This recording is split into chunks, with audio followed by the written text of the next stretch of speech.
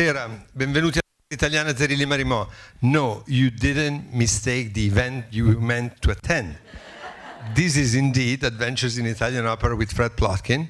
As you know, this is a very special evening because Fred accepted my invitation for a change to sit in the guest chair and to leave me his chair as host of the Adventures, because I thought you and I too would like to have a chance to talk to him.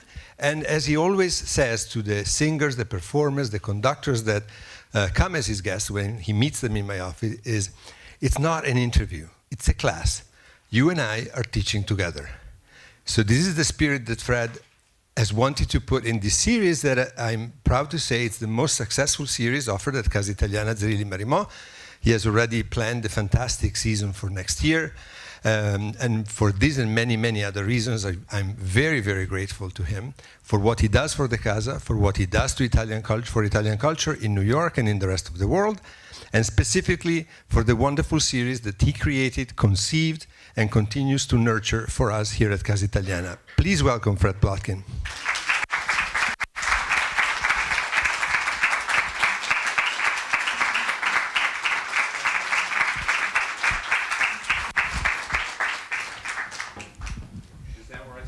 Yes, just tonight, Fred, don't worry. And your glass table was broken during a party that we had here. My collaborators were desperate. We have ordered another one. And so don't worry that the next time you come and sit in this chair, you're also going to have your glass table. Very good. That'll be in October. I forget the date, but as Stefano said, and then after that, I'm the artist. You're always an Six artist. Great people next year. 4 of them have completely confirmed, the other 2 almost. So I'll send the information, which will be announced when it's official. Thank you. That would help. That was Thank you. Julian from the... I'm in the great line of all the other singers who said, I can be heard without a microphone. Okay. So Fred, and we decided to start this adventure in Italian opera, not with an opera piece, but with the great Federico Fellini. This is the opening scene of La Dolce Vita. And the reason is that I heard you many times saying that you think that La Dolce Vita is... The greatest film ever made, at least the greatest film I've ever seen.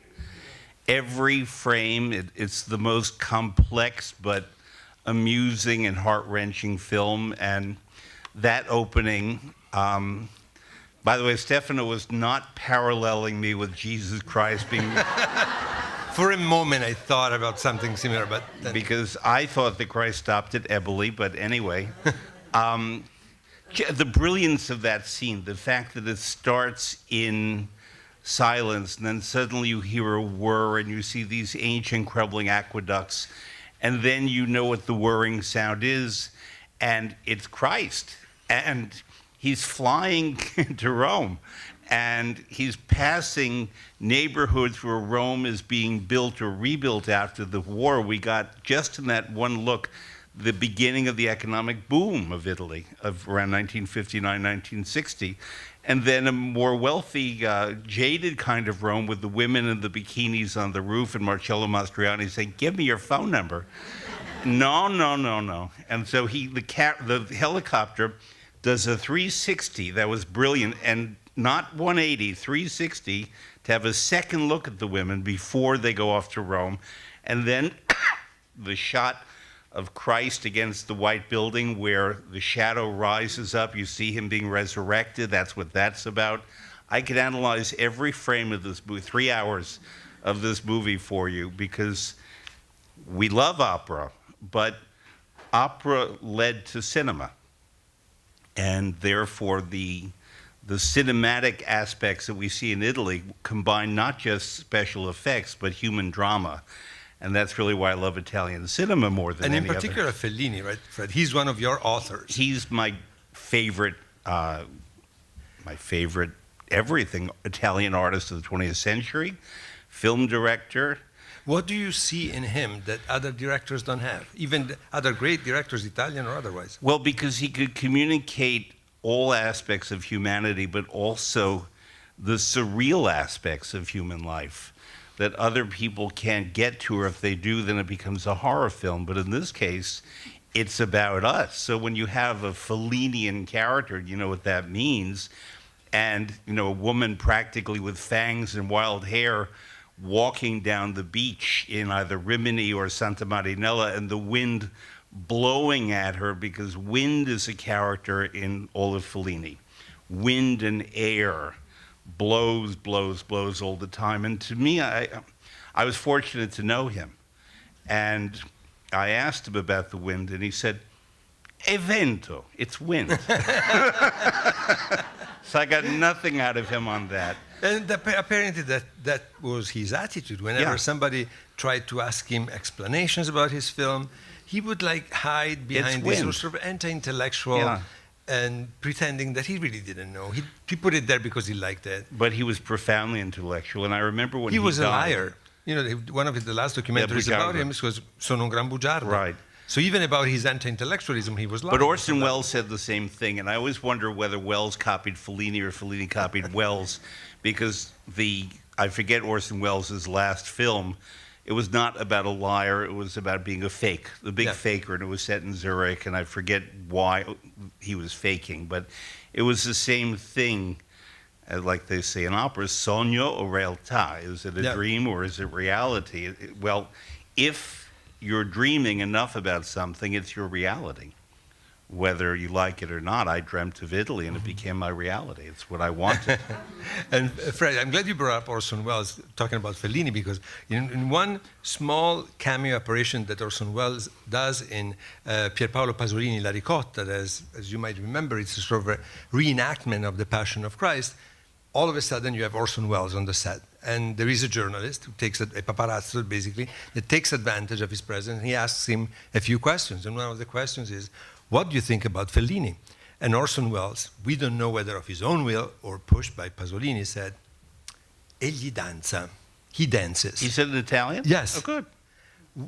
And probably it was not intended to be a compliment, but on some level it is. There is a levity to Fellini. How do you see or if you call egli it danza? fancy footwork.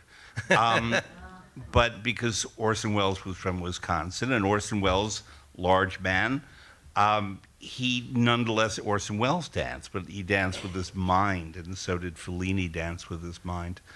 And Fellini, however, had a touch into the humane that was different from almost any American director. Maybe Frank Capra, who was Italian-American, I think maybe actually born in Italy. I have to check that. But I think so.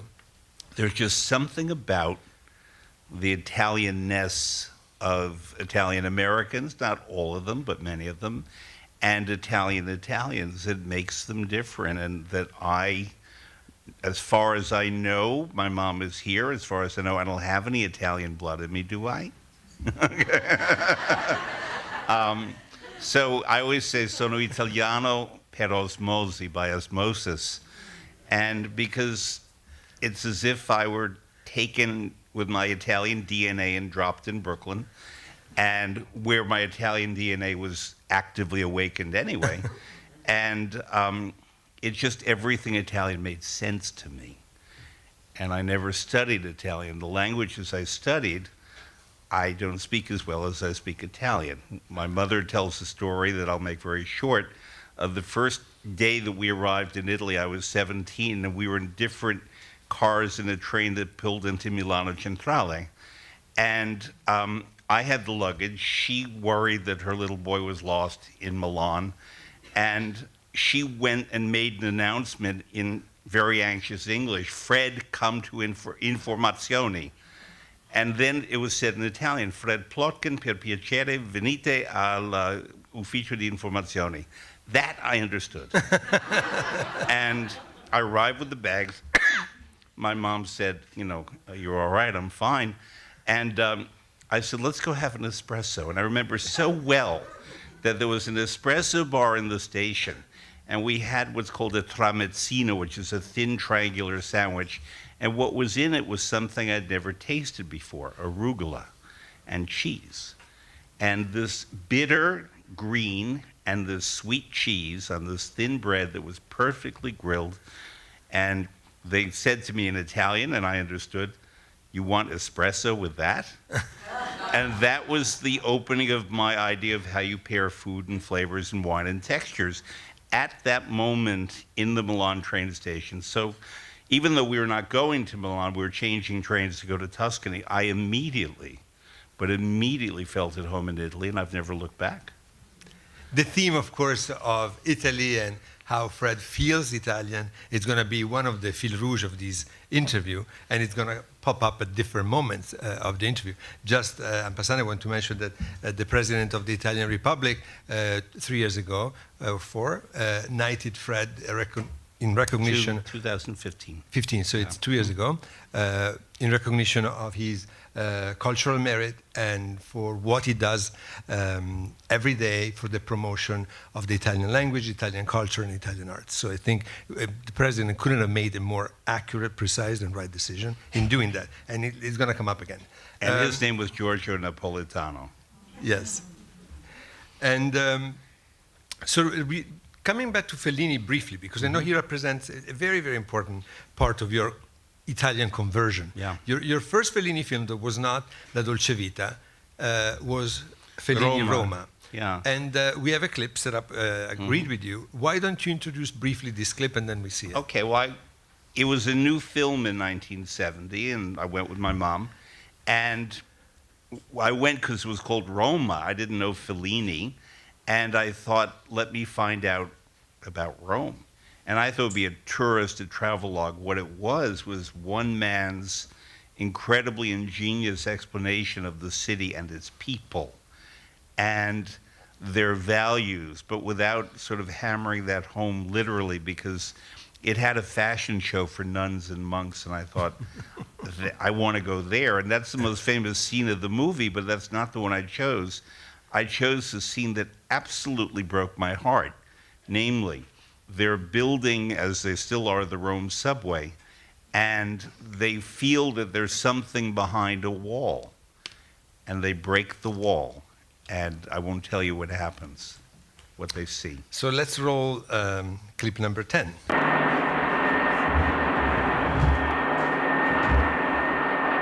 È così. Ora sappiamo che c'è un vuoto dall'altra parte.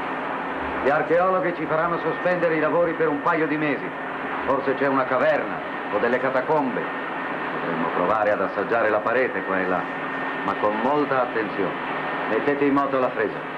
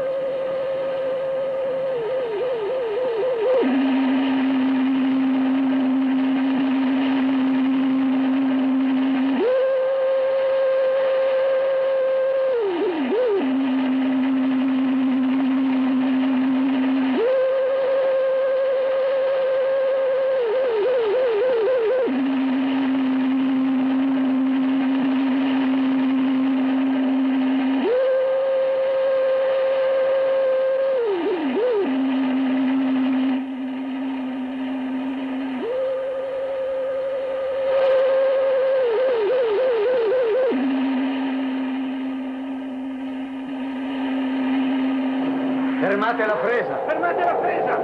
Ferma la presa! Ferma la presa! Michael, komm schnell und sieh dir das an! Hier sind antike Gemälde! Fresken! Ingegnere Gordi! Si può scendere qui!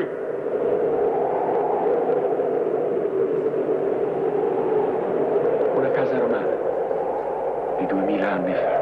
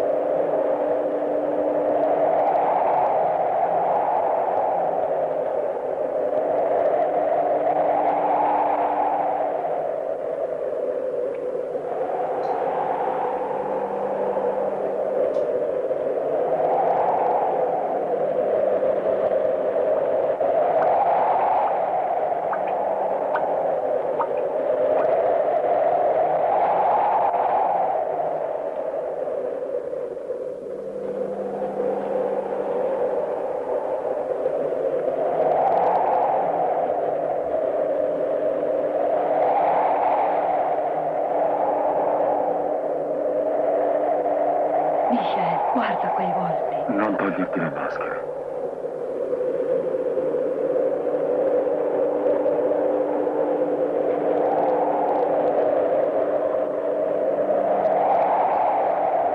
Sembra che ci guardano.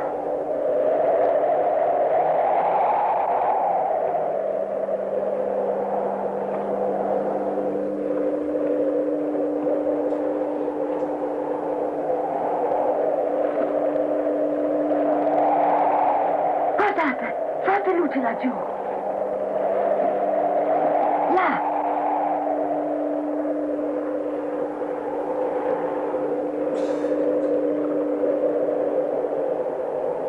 Ehi, venite a vedere qua. Che cosa sta succedendo?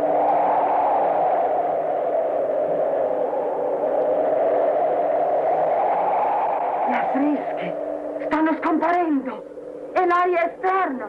E l'aria esterna. Michel! Michel! L'aria distrugge gli affreschi. No! Guardate che disastro. Michel! Che cosa si può fare? Dobbiamo fare qualcosa! Fate qualcosa!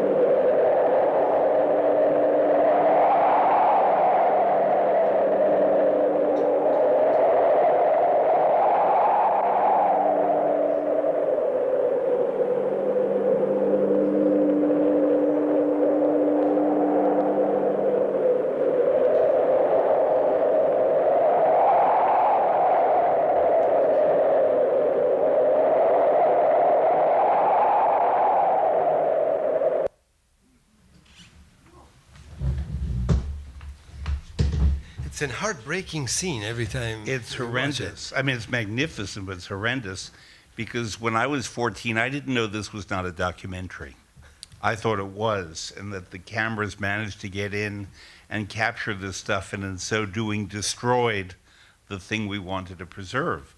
And it was that wind again. It was that Fellini wind that somehow is history blowing over all of Italy, and like it or not, it brings with it everything that comes behind it, and can both beautify and reveal and refresh, but also destroy. And when I saw that, I thought, well, I have to get to Italy now, because who knows what's going to disappear. And although I was very motivated anyway, and my mom took me 3 years later, by then I was already convinced that, yes, I'll be happy to go with my mother for the summer and discover it, but I had to go back, and I had to live there, and I had to document everything because it was disappearing.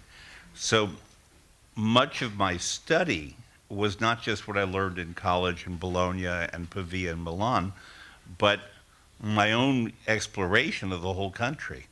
And when people asked me all the time, what's your favorite city, town, region, whatever, and when Stefano asked me, I always say Mantova. And I love Mantova, but Who doesn't, right? no one doesn't love Mantova. Mozart loved Mantova. But I traveled the whole country then and now without prejudice. And to me, everything is an education and putting together yet another piece of this enormous puzzle that in part is my job to document, because frankly, even many Italians don't pay attention, and it worries me terribly. So I guess I could try to do it more in video, but I've done it mostly in writing and speaking. But I care deeply about it in part because I don't see every Italian caring about it.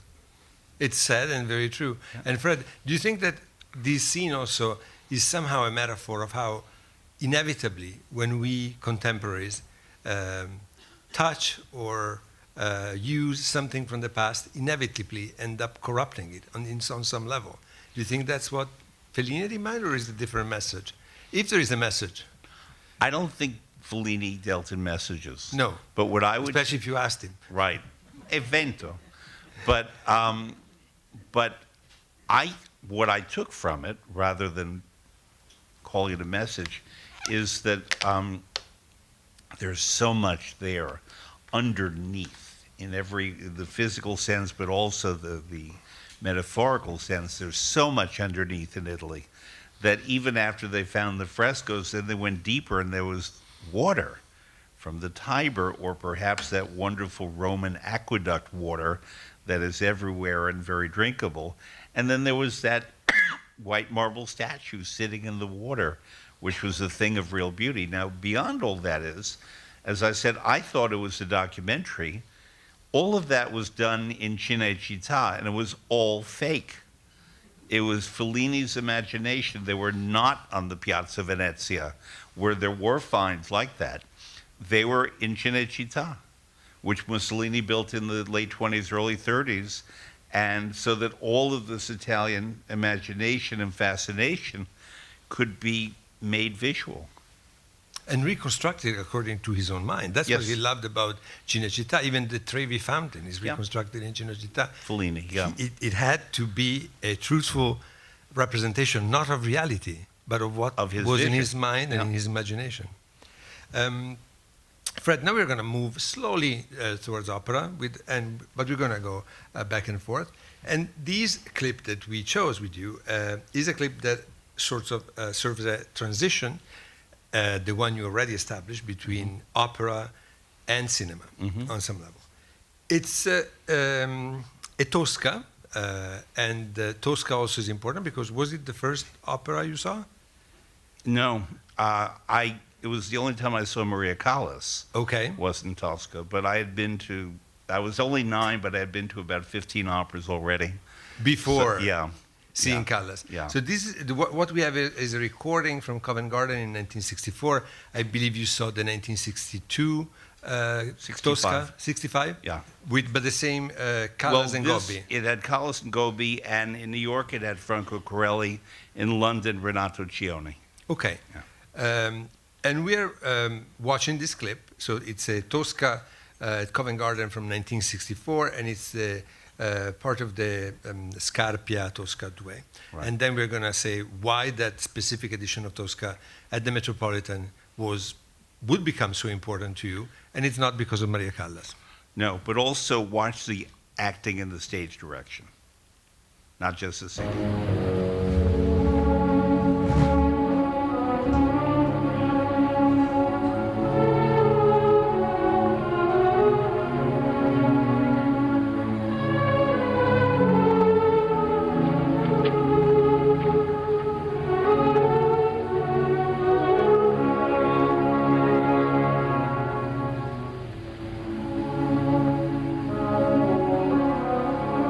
E qual via scegliete?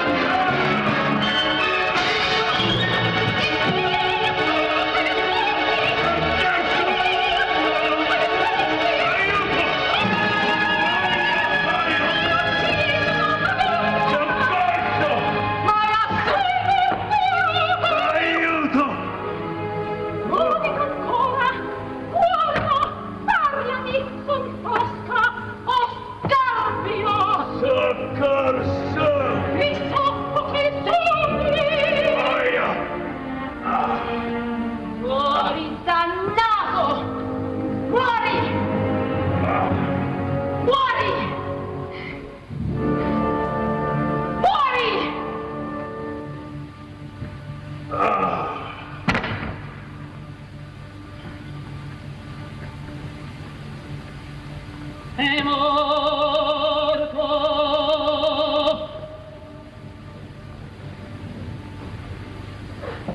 Or gli perdono.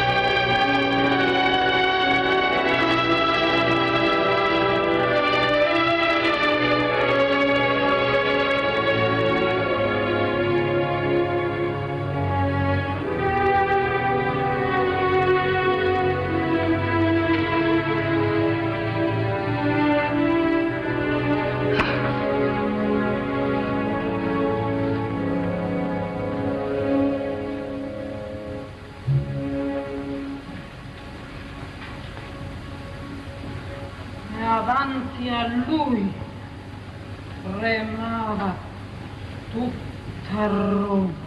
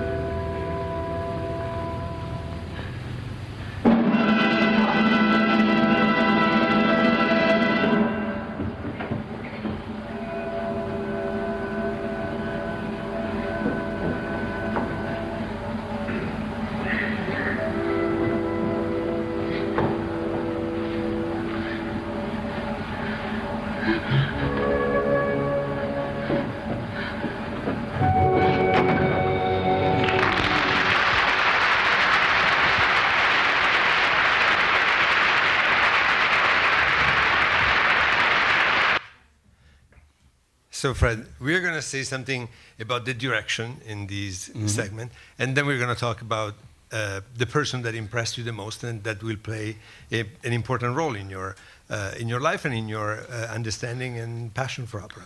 Absolutely. Well, actually, I guess there were two, but one specifically.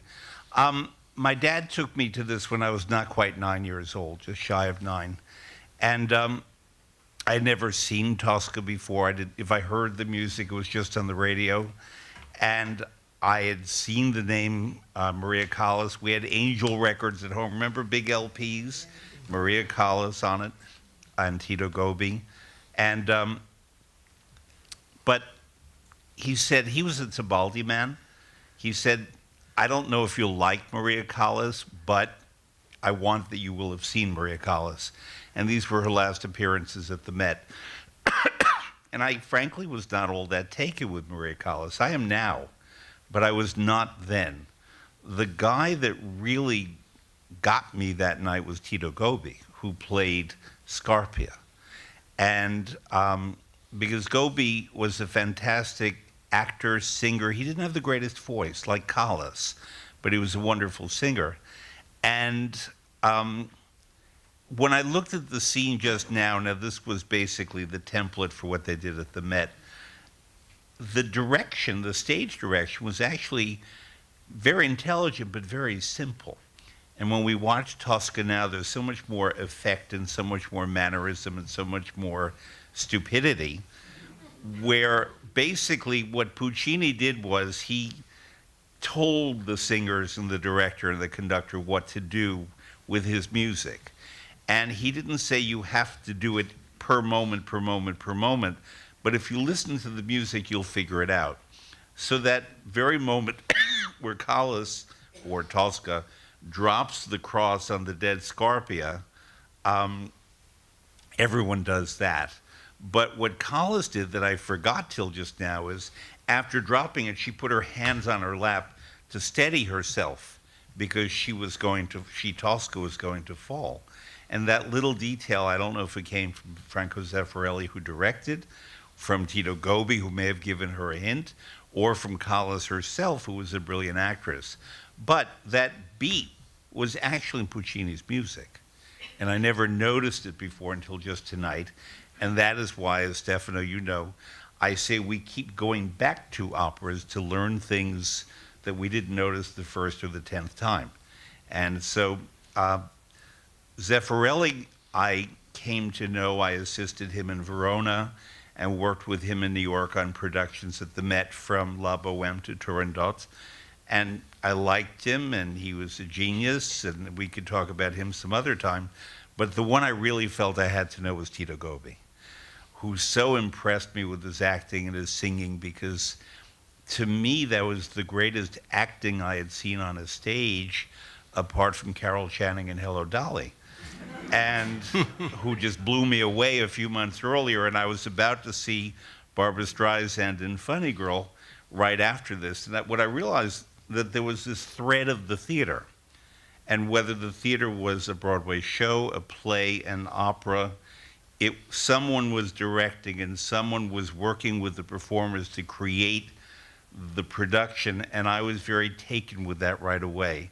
And even though I had no clue that Gobi would go on to become a great director after he stopped singing, I felt I had to meet him. So when I moved to Italy and was studying in Bologna, he was teaching master classes outside of Florence. He was from the Veneto, but I wrote to him and I said, I would like to study with you. And he said, Vieni a Firenze, come to Florence.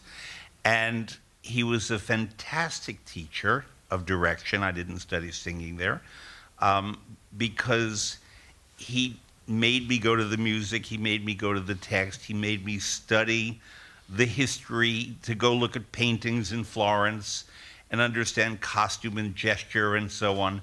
And I realized that it's not simply taking the words, which is what many operatic stage directors do now, and directing it like a play. The information comes from all these other sources. And it was Gobi, and then others, but Gobi, who awakened me to that and made me realize that, there are no shortcuts. And that's one of my policies in life. And I don't, many of you, today is May 1st, by the way, of 2017, if you're watching this on video. And a very beloved person died last night named June LaBelle. And I wrote the obituary, which is on WQXR.org. And one of the many things that June taught me, because she was a musician first, then a broadcaster, teacher, lecturer, interviewer, is that there really are no shortcuts. You just can't. And if you take a shortcut, it'll come back and bite you. She used a coarser term, and she never used coarse terms. But there are no shortcuts. And the great artists that I've met all through my life, and the great writers and people in science, all agree there are no shortcuts. And Fred, to go back briefly to the relationship between opera and cinema, you have already elaborated quite a bit, but I'd like to ask you to push a little more on this.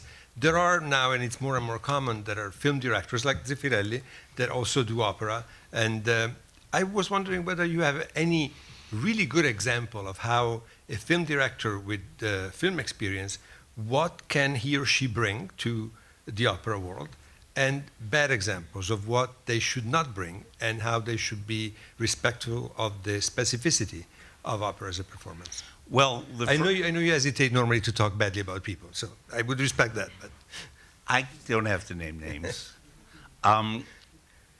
We should first specify that Zeffirelli was born in Florence, I forget the year, but somewhere between 27 and 29, and grew up in fascist Italy and met English ladies and learned English and became fascinated with Shakespeare and Shakespearean theater.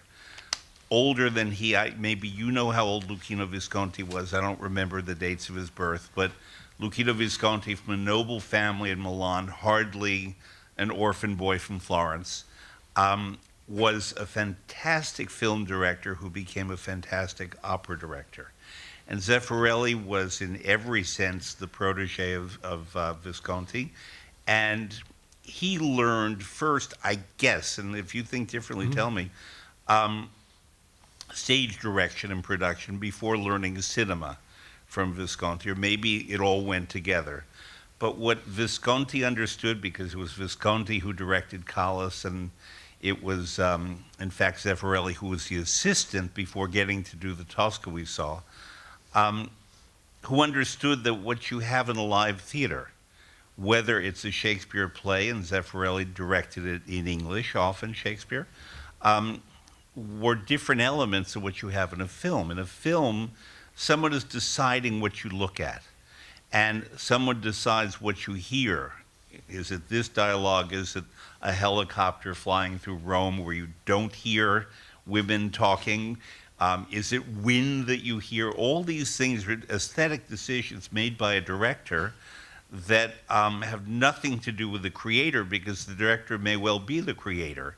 But even if you're using a screenplay that someone else wrote, the director brings a lot to it.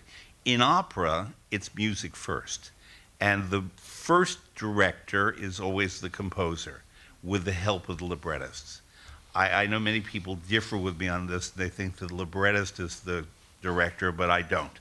I think that the libretti inspire the composers who, I should say, by the way, that in the past, it would be La Traviata di Francesco Piave, Musica di Giuseppe Verdi.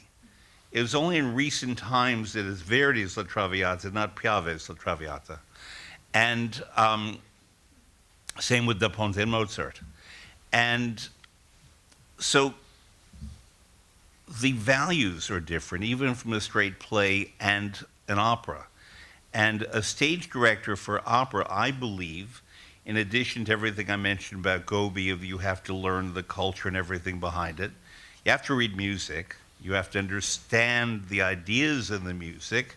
Nowadays, if they don't read music, they have the aid of recordings, that they can listen to it.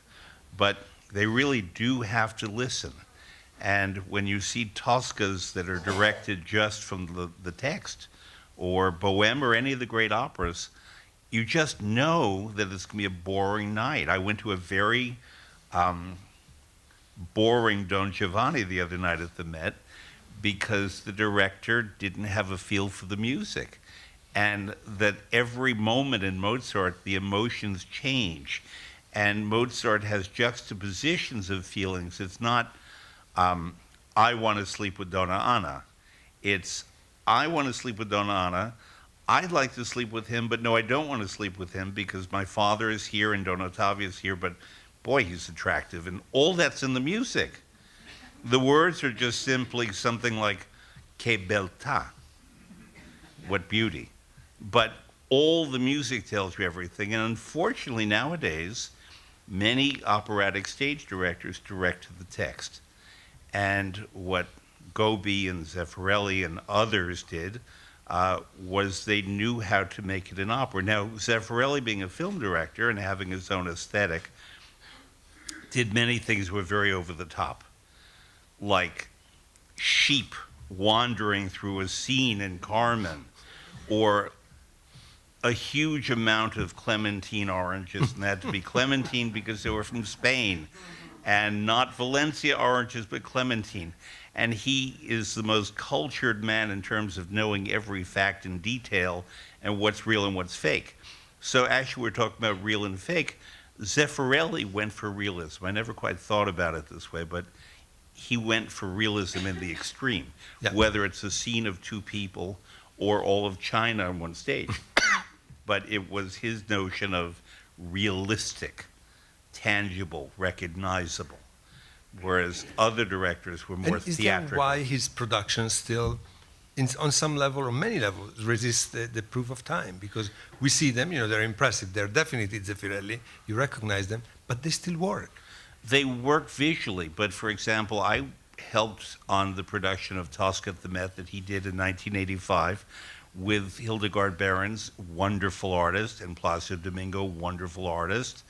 And it didn't work because the scenery, which everyone laments about that they miss, is incredibly gorgeous.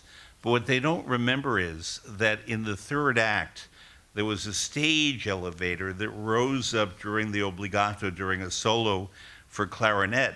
And what happened was the elevator rose and rose and rose as poor Mario Cavaradossi was lamenting it was his last dawn. And it was so impressive that the audience applauded, and no one heard Puccini's music, ever. And then Luciano Pavarotti showed up the next year to sing it, and he said, "Don't raise the elevator." And people said, "Oh, that's Luciano being difficult. He doesn't want to climb steps and so on." No, he did not want the audience applauding at the moment when they were supposed to be listening to the music, and he knew. But this is, an issue about Pavarotti always being a target for everyone's criticism because he was Pavarotti, but he knew. He certainly did, and you knew Luciano, and we're going to have a clip, and then you're going to tell us something about your relationship, what you've learned from him, what was your dialogue with him like. Okay. So we're going to have now selection number 8, and it's a funny clip. Pavarotti is not singing, by the way. He's talking, but worth seeing. I'd like to know what was your most amusing or embarrassing moment on stage. No, don't tell me.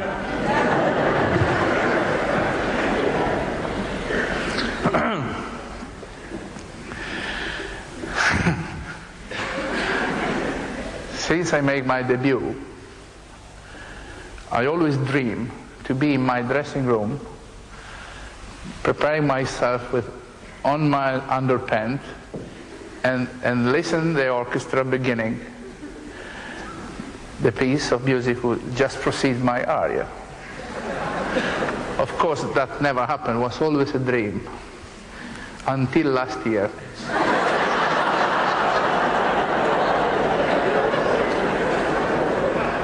Last year I was with my underpants, and I hear then the orchestra begin. I said, "What is that idiot doing? He's coming here with a dress general tape to scare all of us." And they go on like that. And all suddenly, the stage director comes in and said, "Mr. Pavarotti, come c'è?" Why nobody of you, 3,000 people who work in this theater, don't tell me that it's beginning at 7:30 instead of 8 o'clock? That happened in Paris. It happened in Paris, then we closed but that is, you want the most embarrassing? The most embarrassing. The opera was Tosca in Paris, same thing. Same moment, same period. And a new production, very, very strange production. In the room of Scarpia, there is no chair. There is just chair when I am coming in, they bring a chair. When Tosca is coming in, they bring a chair for her, but no chair. Then during the rehearsal, I see the chair is for me. I give a look to the chair. Beautiful model, Very fragile. And I say to the stage director quietly, I don't want to be here from the other colleague, of course. I say, "Listen, if I am going to sit in that chair, going to break it. And he says, no, Monsieur Pavarotti. No, no, no, no. We will reinforce with iron. They put iron on the bottom. It's true, it's not invented. They put iron all over on the bottom, and then during the other rehearsal I stay just on the leg like that. Okay. When Cavaradossi come in after the torture, you know, then he should really pop instead. The night of the performance, we have a lady to make her debut. In making her debut, she doesn't know very well the position. She is a great actress. All the rehearsals we did before, she put her hand on the top of my knee and I caress her. And we say, Tosca, Mario, did you speak? No, I did not speak. Oh yes, son of a bitch, you did speak.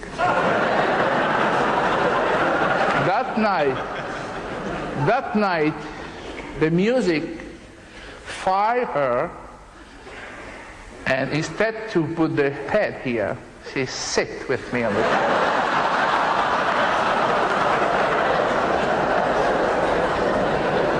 They are still looking for the chair.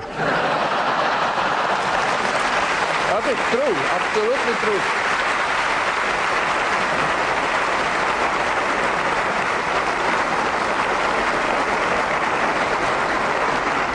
You can double check if you don't believe it. Mr. Pavarotti, speaking on behalf of all the ladies in the audience, we should like you to know that we love large men, and particularly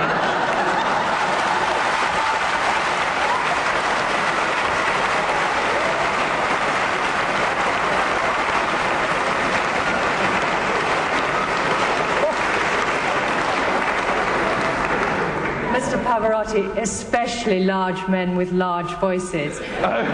Do you think that your huggable extra inches helps to produce that beautiful resonance? I think so.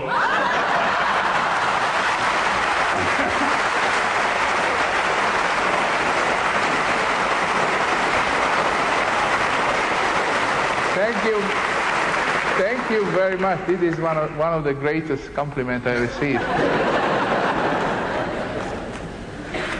The other compliment was when a man ran on me on the street and he says, I'm sorry I did not see you.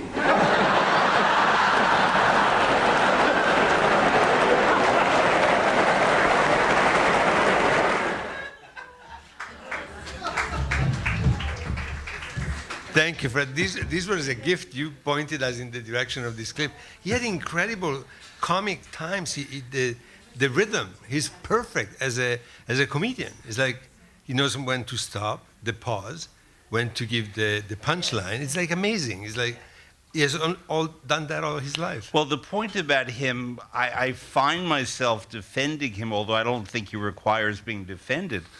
But I encountered this again recently. The 10th anniversary of his death will be September 6th of 2017. And I was recruited by a French film company to participate in a documentary about him, and we filmed it recently. And I tried to explain his humanity to people who will be seeing this.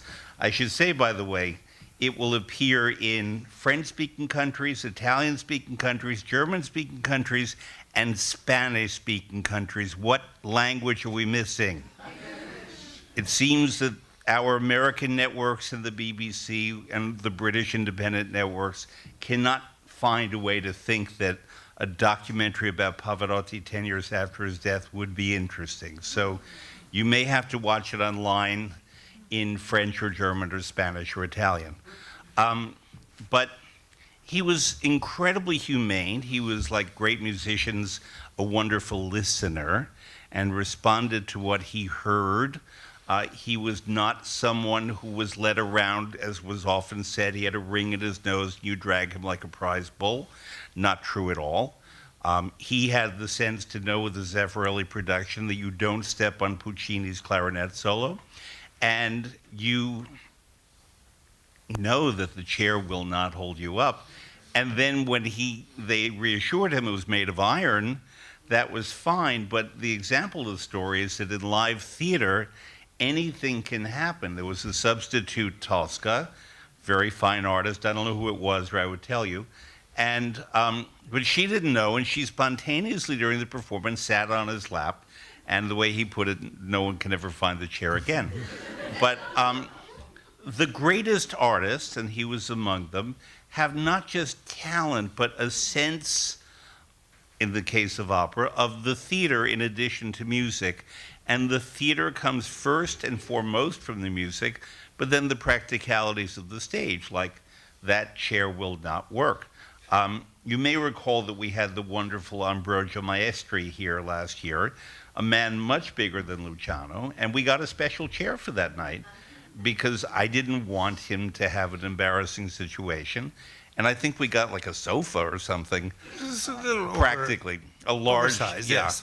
And because But we had Andre Leontali here like 2 years before. And Okay, so we you- managed that too. But the thing is, because I didn't want him to feel alone or vulnerable about that, I asked for a bigger chair than usual. So we sat on chairs that made him think that these are the chairs of here Yeah. and not these, which, I like the fact that that woman said, we love larger men. But he was a humanitarian. He was a fantastic artist. He was an imperfect human being, as we all are. But I feel that I have to speak to people about him as a witness and as someone who knew him very well, because they're all great artists, but the other artists have better reputations than he does, and he deserves a better reputation. Maybe we can do something for his anniversary next year. I'd Maybe love not, to. maybe not the exact date of I'm in his Washington passing, but on that yeah, date. Yeah, I Kennedy remember Center, that. Yeah, Yeah. so Fred, but you were talking about theater, theatricality. We talked about cinema and opera.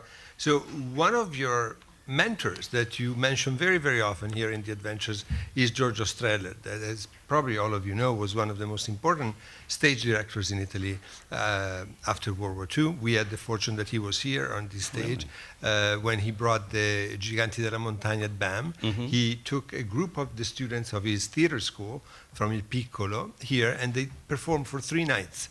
And he directed the big production at BAM, and he directed the kids here. Wow. And it was a beautiful program that he created just for us, and it was called Around Pirandello. But you worked with him. He was somehow your mentor when it comes to theater. Yeah. Tell us maybe something about why Giorgio Strehler is important in general in the history of theater, because maybe some members of our audience don't know him, and why he's important to you. Well, I'll first tell you how I got to him. When I was 16, so after seeing the Fellini films, but before going to Italy, spent a summer in Chicago and had the chance to come into the family of the Lyric Opera of Chicago, which was actually the first theater I ever worked at in any form. And there was this magnificent woman who became their head. Her name was Ardis Kranick. And artists like to refer to Chicago as La Scala West, and with good reason, actually, because many performers, including Alfredo Kraus and Tito Gobi and Morella Freni, sang a lot more in Chicago than they sang in New York. And that's because Chicago planned its season in such a way that after the singers would leave Milan, Chicago would grab them before they got to New York. And so I chose to go to the University of Wisconsin in part, there was a fantastic teacher there, but also because it kept me near Chicago. And Ardis Kranick was a mentor to me, and I said to her that I need to go live in Italy and I need to go study. And I lived in Bologna, as you know, and then after coming back and completing my degree in Wisconsin, I was fortunate to get a Fulbright. And that was incredibly lucky. And I asked to live in Pavia because there was one particular grant to Pavia, and not to knock Pavia, it's a great town, but it was a half hour south of Milan. And all the other Fulbright applicants wanted Rome, Florence, Venice, Milan, Naples, the Amalfi Coast. all that. And Pavia is not any of those things. It's an old university city south of Milan. There are mosquitoes that are bigger than helicopters. True. The water has sulfur. It's right in the rice area. It's not the prettiest part of Italy, but it was near Milan. And I knew that if artist Kranick could make the connection that she did for me of getting Strehler to say, I'll take him if he can get to Italy. I strategized to live in Pavia and ultimately practically lived in Milan. I had a friend whose apartment I lived in, and his mother was there, and she was Bolognese and taught me to make pasta, and that's a whole other story. But they lived on Corso di Porta Romana, and at that time the Piccolo Teatro was on Via Larga, which is very close by foot. And Giorgio Strehler was both at the Piccolo Teatro and at La Scala, where he was the artistic, well, technical theatrical director, and Claudio Abbado was music director. Abbado being one of my saints, my very few saints. And Abbado was a magnificent musician and a great humanitarian, and just the one, like in a way like James Levine here, that everybody wanted to work with. And he was magnificent.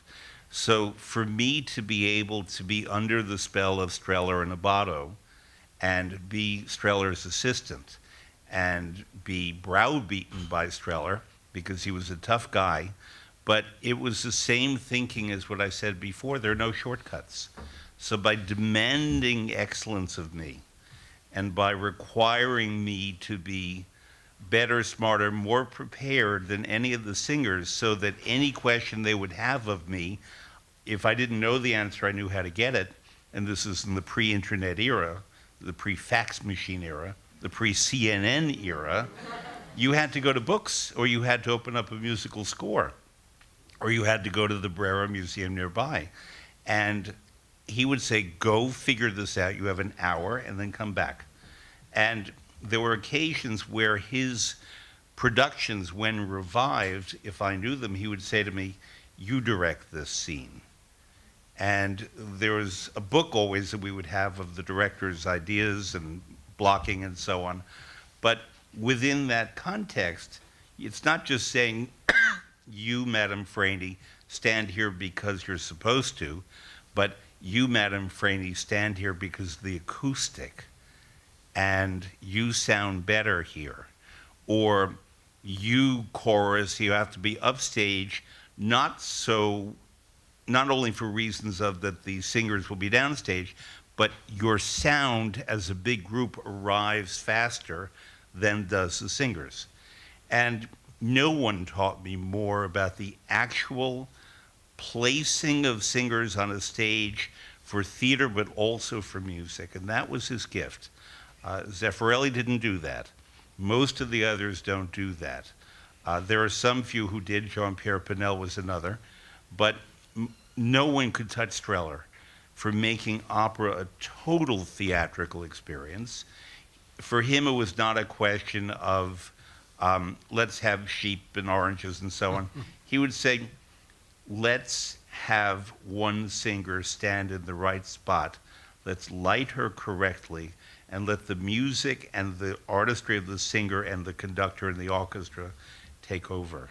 And so the clip that Stefano and I selected is Shirley Verrett in Macbeth.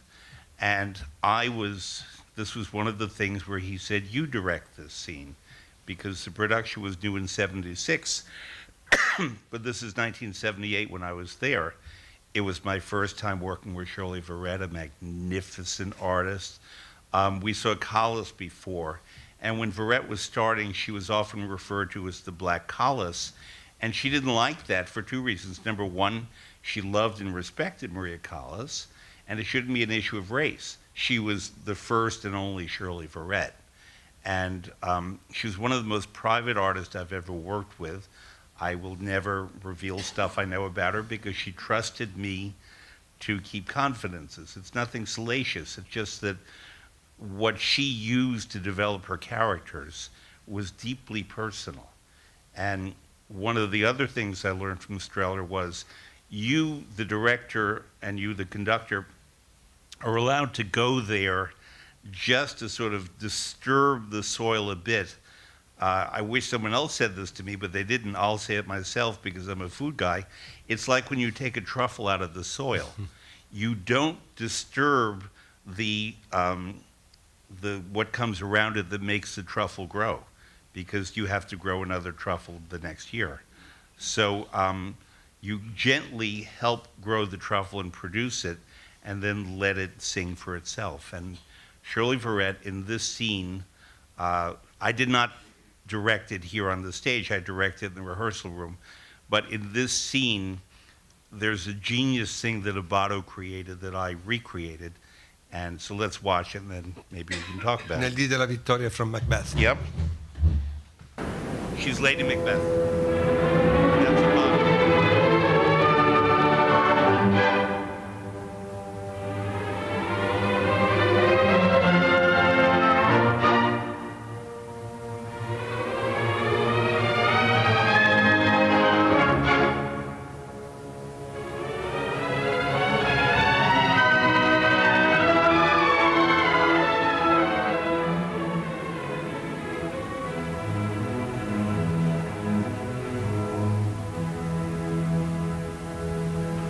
Nel dì della vittoria io le incontrai, stupito io n'era per le udite cose, quando i nunzi del re mi salutaron sir di caudore, vaticini uscito dalle veggenti stesse che predissero un serto al capo mio.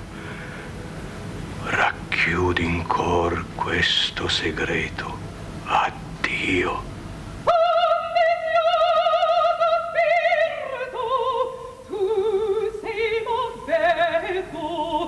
Oh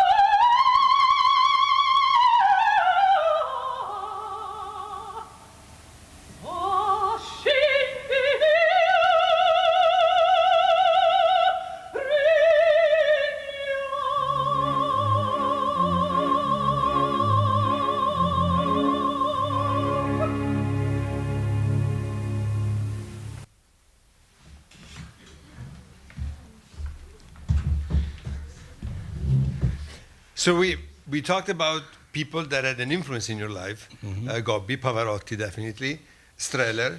But by the way, we also went through two of the major Italian composers, Verdi and Puccini. And now we wanted to do something about bel canto, obviously. Yes. But before that, we have something that has nothing to do with opera. So there's going to be a little intermezzo, like we started with Fellini. We're going to have an intermezzo that has nothing to do with opera. It's only a musical selection. Julian, whenever you're ready, selection number 9.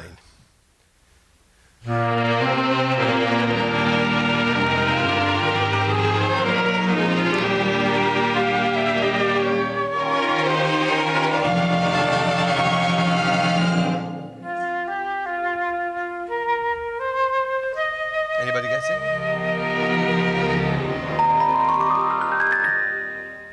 On dit qu'au-delà des mers, là-bas sur le ciel clair, il existe une cité au séjour enchanté.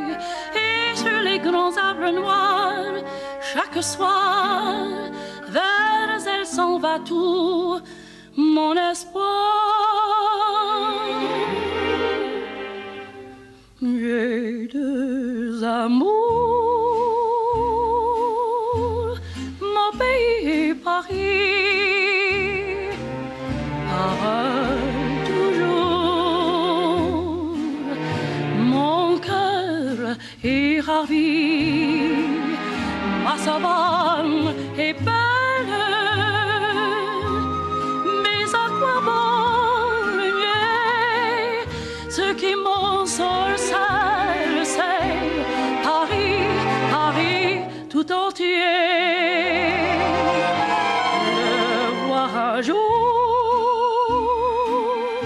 c'est mon rêve joli. Les deux amours, mon pays, Paris. Giulia, la possiamo sfumare? So of course, Was that Shirley Verrett? No. I would say not even related, but maybe. It was actually Josephine Baker singing Je deux amours, Mon pays et Paris. I have two loves, one is my country and one is Paris. For two reasons. One, that you actually saw Josephine Baker on stage.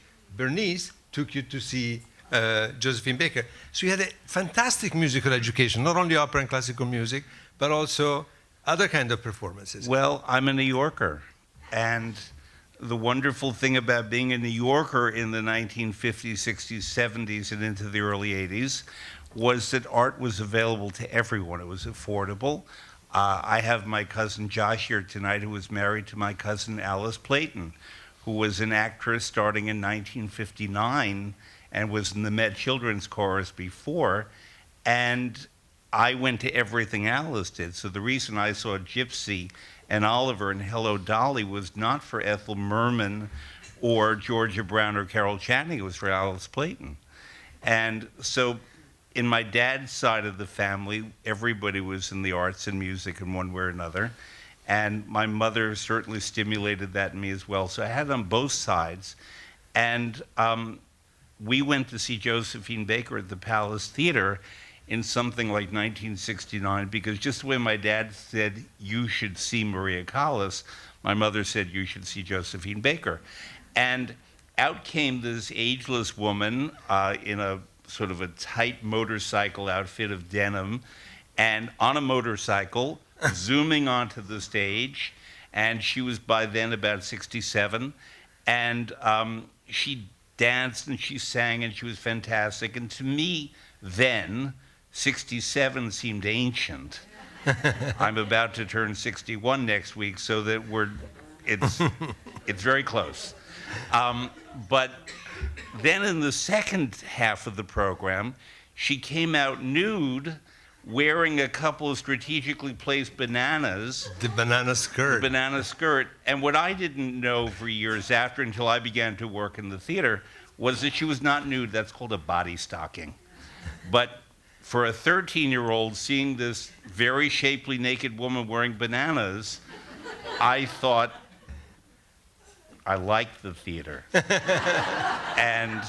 And by then, I mean, this is not bragging, but if you're of a certain age and you were interested in the arts as a kid, I saw Olivier, I saw everyone in New York. They all came here at a certain point, and theater tickets then to the balcony were $2 or $3.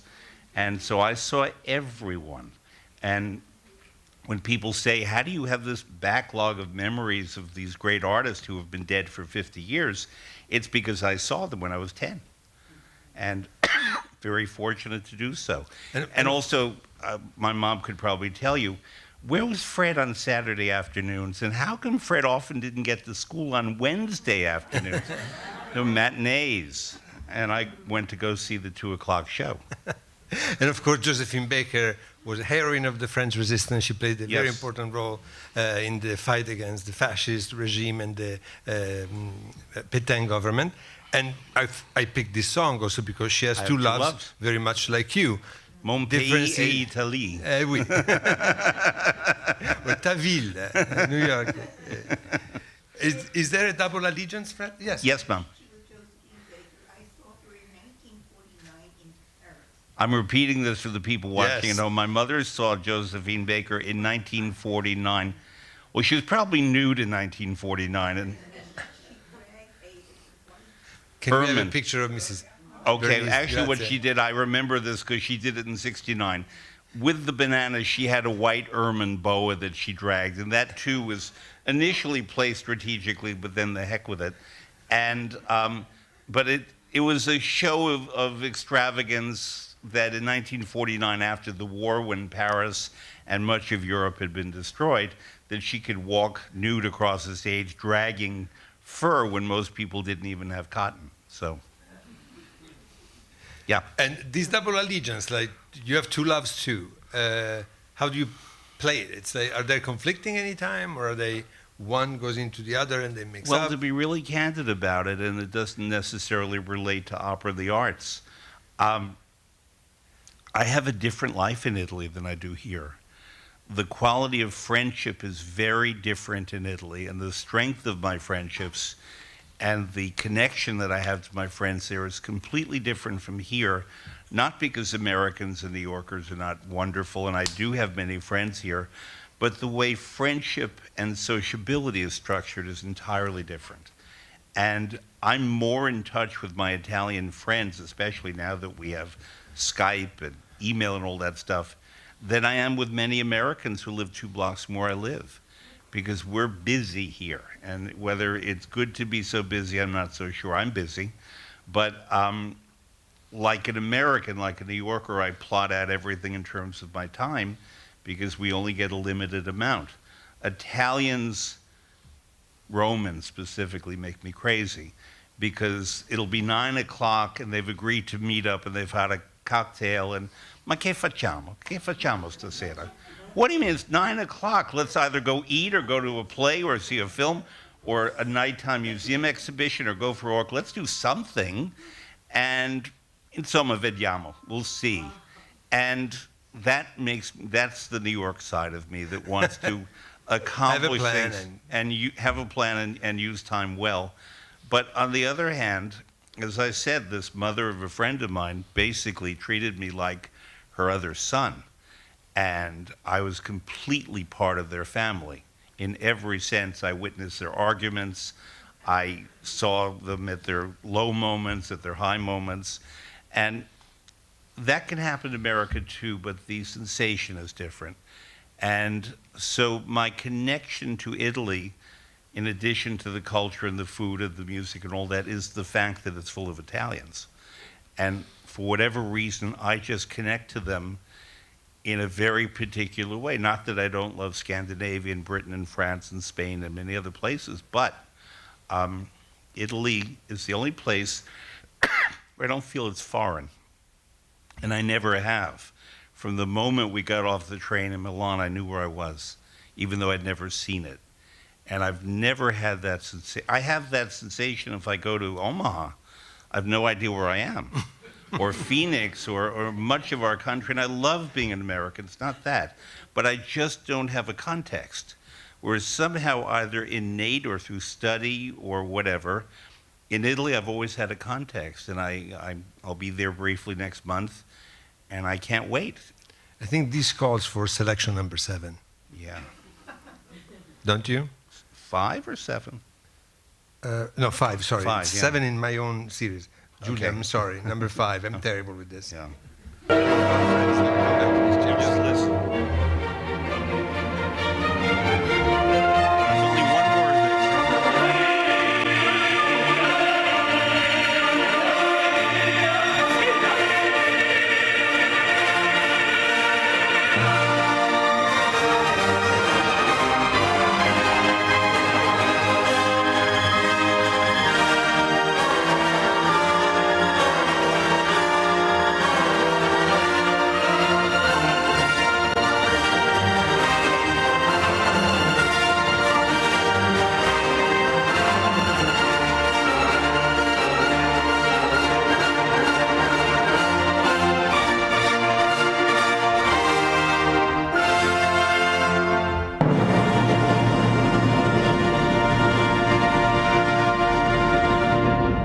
It was a fragment of a chorus from Les Troyens by Berlioz, Italie, Italie. Of course, your last statement called for this.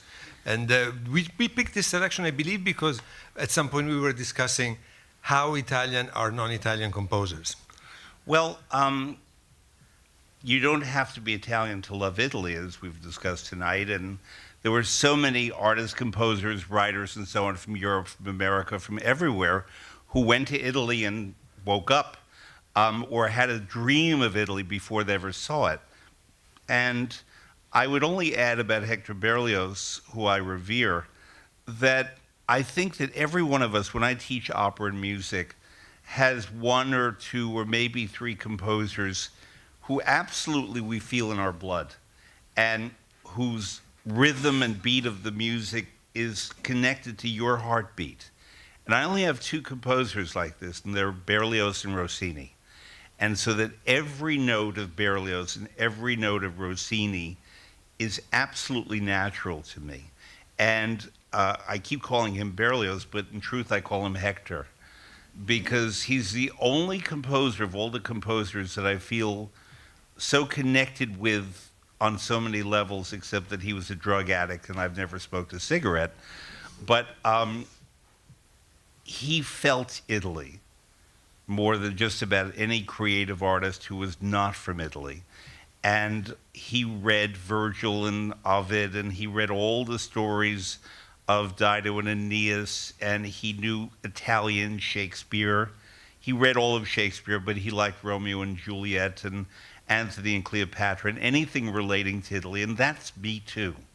I love Antony and Cleopatra more than any Shakespeare play, for the language, for the death scene, but especially because although it's set in Egypt, it's about Italy. And his Les Troyens is set in Carthage and in Troy. It's about Italy. It's about this music that we just heard that I got goosebumps from for the umpteenth time, of having to get to Italy.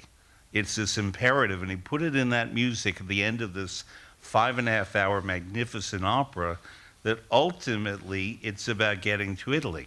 And he applied for the very prestigious Prix de Rome, sort of the Fulbright of France, and he kept being rejected because the music that he submitted was too complex, too ingenious for the Academy, and they wanted something much more basic. And so he wrote something basic and got in, got his Prix de Rome, lived in Rome for 3 years, and that completely changed his life. Everything but everything about it. And one of the first times we did Adventures in Italian Opera here, we had Marcello Giordani, this is before we streamed, and I said, we're only going to talk about Berlioz tonight. He said, great, because he was singing Benvenuto Cellini at the Met, and he sang Les Troyens, and he too, Giordani too, understood that sometimes it takes an outsider to completely fall in love with the place and explain it without prejudice. Sometimes we romanticize a bit, but as Stefano knows, and many of you know, if I think something is wrong or negative, like dubbing of Italian movies, I will say it in a polite and loving way, but I will say it because I only want the best for Italy. And speaking of dubbing, did you notice that the 2 selections we had no subtitles? So you focused more on the acting and the singing and the music? This would be a perfect conclusion of our conversation, but I know that we cannot complete an interview with Fred, at least without one passage from Rossini. I remember that every time you ask, you're asked, what's your favorite opera? You mention a few, and then you add, and every single note Gioacchino Rossini ever wrote, correct? Yeah. So we have 2 now. I think we should start with selection number 3. You want both? We have time for both? We can do for both. I love Rossini. Okay. Shall we do them back to back, or shall we say We something can about? start with the mezzo and then go to the soprano. Okay, very good. Yeah. Let's start with number 3 then.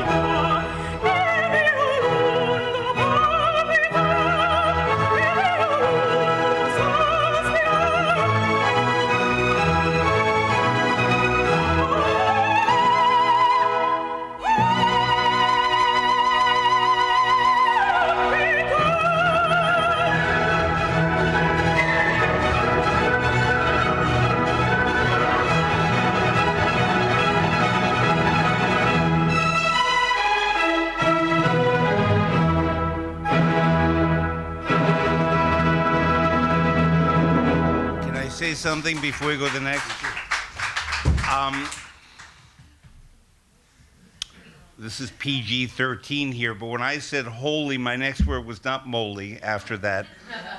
When I heard this for the first time in Venice with Marilyn Horne singing in Teatro La Fenice, because I had heard recordings, I had been to Endless Barbers of Seville, this is Cenerentola, and I had seen everybody sort of act cute in Rossini and do a lot of gestures.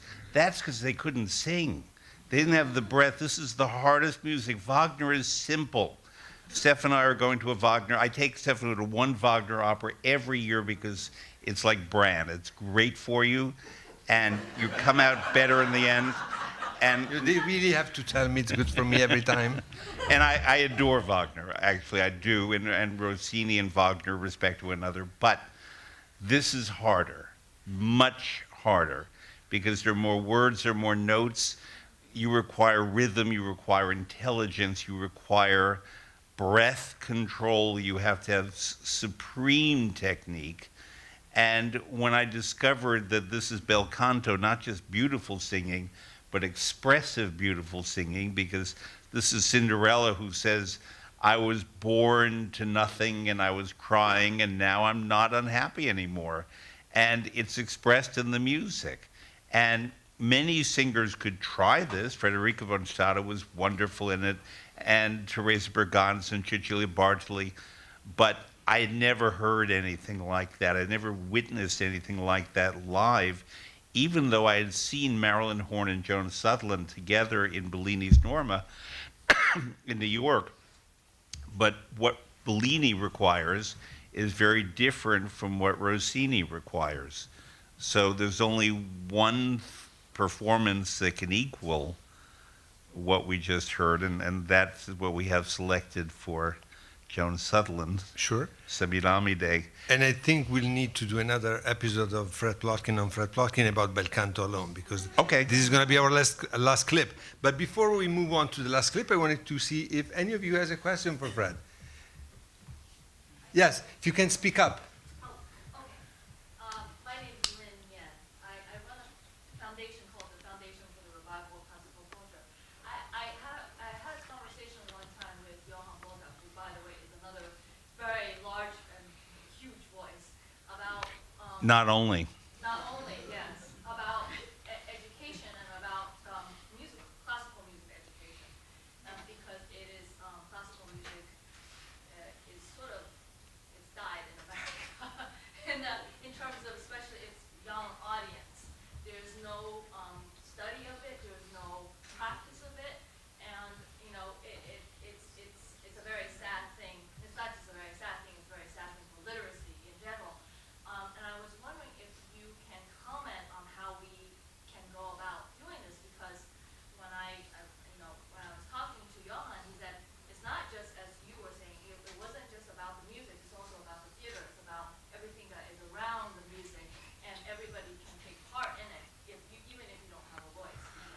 I think we should synthesize the question. Yes.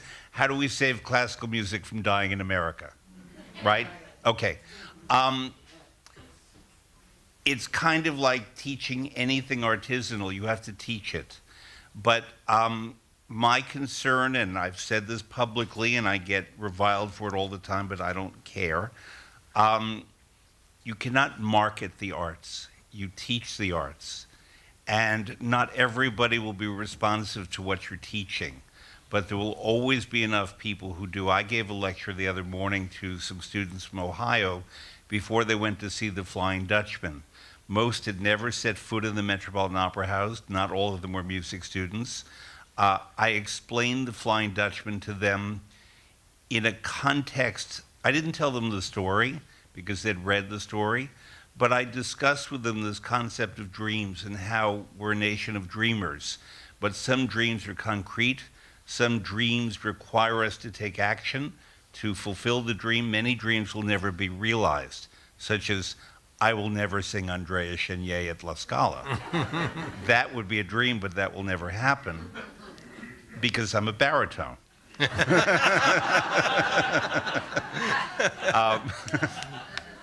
I could sing Gerard, perhaps, but not Andrea Chenier. And we cannot count on everyone loving it. We do have to restore music. We talk about the STEM studies, science, technology, engineering, math. I believe in the STEAM studies, where you add the letter A in there for arts, because we've seen repeatedly that people who are exposed to the free association that comes with art, visual and performing, their minds work in different ways. And it might be the person who will find a cure for an illness because he or she will have a free associative mind that is based on something artistic. When we hear the next music that we're going to hear, let your mind wander. Let these cascades of Rossinian notes and the woman who sings them, let your mind go free. And I know, I mean, the other day somebody was on Facebook saying that the stresses of living in Donald Trump's America are too much for her. And she said it very seriously, and I wrote a 3-word response: music, music, music. Because we do have to address the realities of our society and not pretend it's not here. And those of you who are for Donald Trump, enjoy it. But music provides, in its abstraction and its beauty, and in that visceral heartbeat thing that I was talking about with Berlioz and with Rossini. You may have it for other composers. Many Americans have it for Puccini or Beethoven. That's how we set ourselves free and set our minds free. And we are too much the prisoner of screens in our country. Whether it's a computer screen, the telephone, whatever you want to call it, screen, the iPhone, the everything that we're required to look at, the iPad. Not required, but we've decided that we're required to do it. Take a book. Read the book. Go on the rhythm of the book. Do not multitask. Do not play music while you're reading the book. Do not drink wine while you're reading the book. Read the book. Then have a glass of wine and use your full powers of perception on the wine. Then go back to the book, if you could remember where you put it, and... Wait, only after a glass? I'm a cheap date. And then use your full powers of energy and concentration and focus and imagination. And when we make that a value, then the arts become an important aspect of that. If we prize multitasking, meeting quarterly deadlines, conformity, we have to change some of our values in our country, and not just our country, many countries. I think we couldn't finish this adventure with Fred with a better message and a better wish also for the coming summer. I remind you that the Adventures in Italian Opera with Fred Plotkin are going to start again next fall. We're going to send out the advance notice, so you will have all of them listed, so you can mark your calendar and make sure you can be here with us. I think we should leave the last word to Rossini, the beloved Rossini of Fred, but please help me in thanking him for all he does for Italian culture and for Casa Italiana. Thank you. You at home.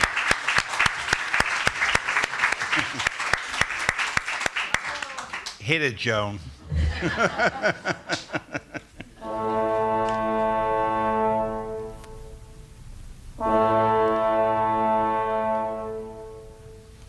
Let your mind go free.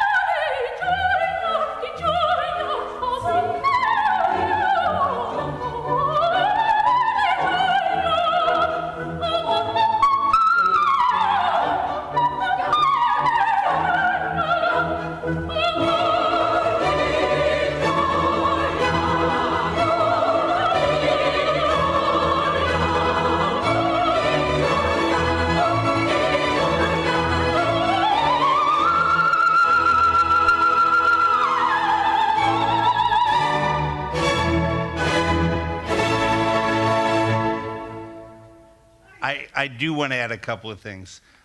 The other day, Ella Fitzgerald would have turned 100, and to me, she was the greatest non-opera singer ever. And sorry, Frank Sinatra fans, but it was Ella Fitzgerald, even though she was not Italian. Come on, leave us Frank. Let's say he I'll was the give you greatest Tony male Bennett. singer. I'll give you Tony Bennett. Both. We take both. I love Tony Bennett. Me too. I adore Tony And Bennett. Lady Gaga. And yes, but the thing was that even Tony Bennett and Frank Sinatra said the greatest singer was Ella Fitzgerald, and she was. But where do you think she got scatting from? Rossini wrote that. Rossini wrote that freewheeling improvisation where the greatest musicians, and only the greatest musicians like Joan Sutherland and Ella Fitzgerald, could be free to go there and take you with them, going to places where you, even if you know music well, can't imagine. You can't conceive of it because you're not a genius and I'm not a genius. But Rossini and Sutherland and Ella all were geniuses. So we get to sit at their feet and hear this, and thank goodness that we hear them live, which was amazing. Thank goodness we have recording technology.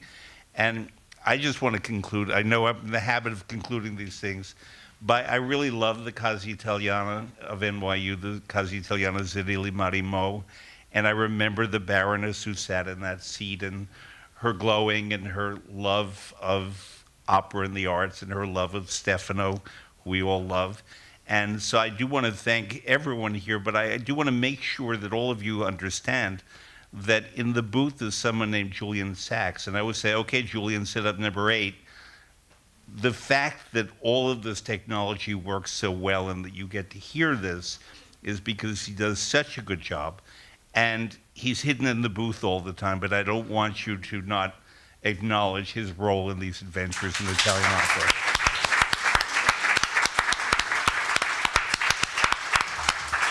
And if I may add just one thing regarding Julian, he just started an opera club for young people here at the Casa. It's not a formal occasion or a lecture.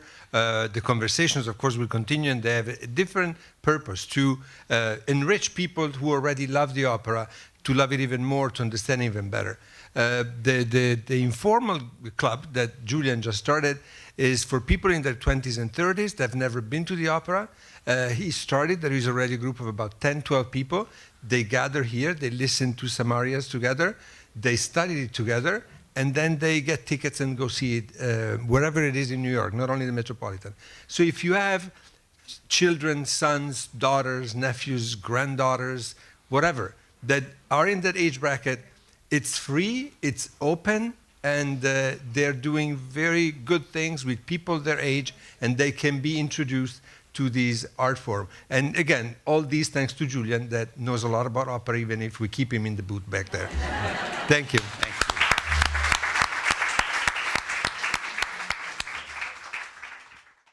you.